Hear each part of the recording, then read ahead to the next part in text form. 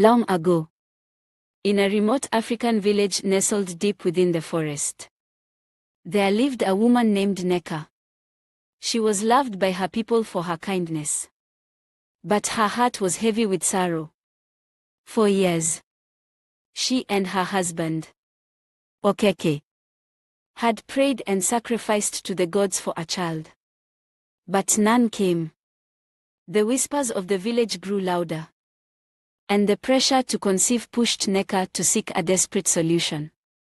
One fateful day, Neka heard of a powerful native chief priest named Onwugo, who was said to grant barren women the gift of children. Many warned her that Onwugo's power was dangerous, but Neka's longing for a child drowned out their concerns.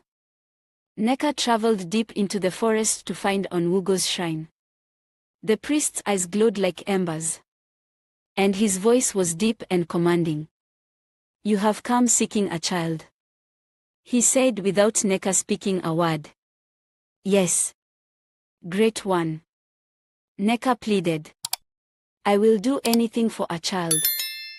Onwugo nodded and prepared a concoction of herbs, animal blood, and other strange ingredients. He handed her the mixture in a calabash. "Drink this under the moonlight and bury the calabash beneath a baobab tree. But remember, the spirit world does not give without taking. Your child will come, but the price will be heavy." Desperate and blinded by her desire, Neka agreed and followed his instructions. Months later, Neka gave birth to a baby girl. The child, named Chioma, was strikingly beautiful, with bright, curious eyes and skin that shone like the morning sun. Neka and Okeke were overjoyed, and the village celebrated their blessing. But as Chioma grew, strange things began to happen. Animals would avoid her, children would cry in her presence, and plants near her withered. At night, Neka often heard hissing sounds from Chioma's room.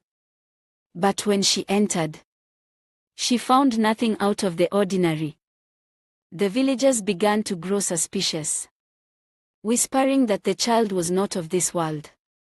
One day, a traveling pastor visited the village. He was known for his powerful prayers and ability to break curses. Neka, desperate to rid her family of the unease surrounding Chioma, invited him to their home to pray. The moment the pastor stepped into the house, Chioma began to wail uncontrollably. Her cries turned into hisses, and her body began to change. Before the stunned eyes of her parents and the pastor, Chioma's legs fused together and her skin turned scaly.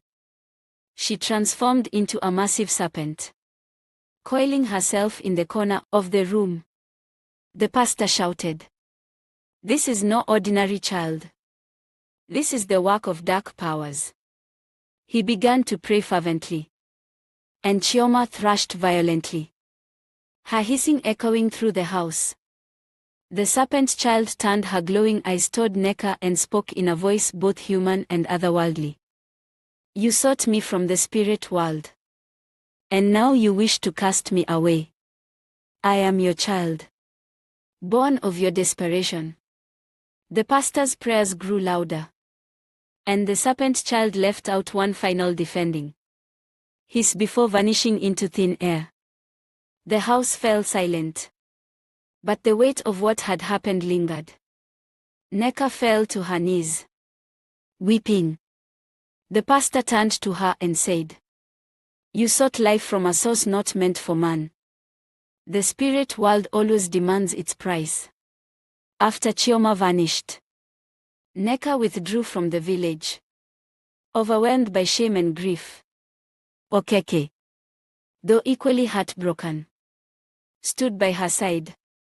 The villagers whispered about the curse that had befallen their family, and many feared coming too close to their home. Desperate for forgiveness and redemption, Neka sought guidance from the pastor. "What can I do to atone for what I have brought upon my family?" she asked, her voice trembling. The pastor looked at her with compassion.